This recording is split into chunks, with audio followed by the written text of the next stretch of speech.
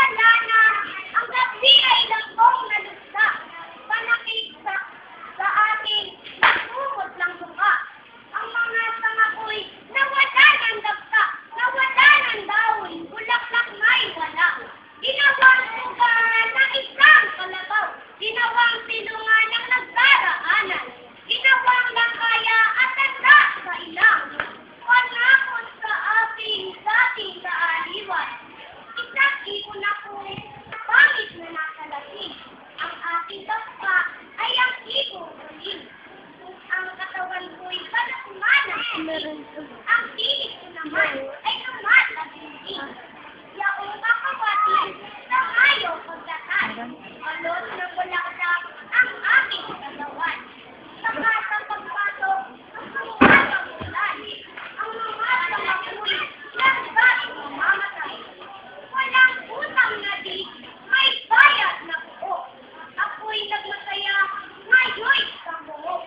Magpukalangin sa mga biyang buo. Sa puso'y nananap ang saganang buo. Pinabati ko po ang lahat ng mga estudyante dito na nagkaroon ng award at gayon din po ang mga magulang na walang sawang sumusubaybay sa pagpapalaki at pagpapaaral ng kanilang mga anak. Gayon din po sa mga teachers na tumatayong pangalawang magulang ng ating mga anak kapag nandito sa eskwelahan.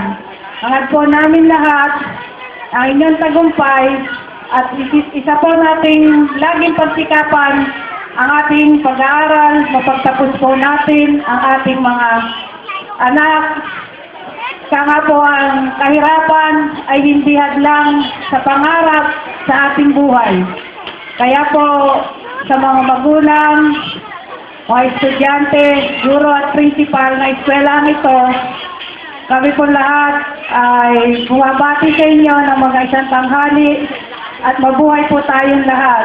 At pagpasensyaan po natin kung hindi nakarating ang ating barangay kapitan na si Kapitan Jun Chico sa kadahilanan pong emergency pong pinatawag siya ng ating mayor sa City Hall. Ngayon po, mainit at mabuhay po tayong lahat at magandang tanghali pong muli sa inyong lahat.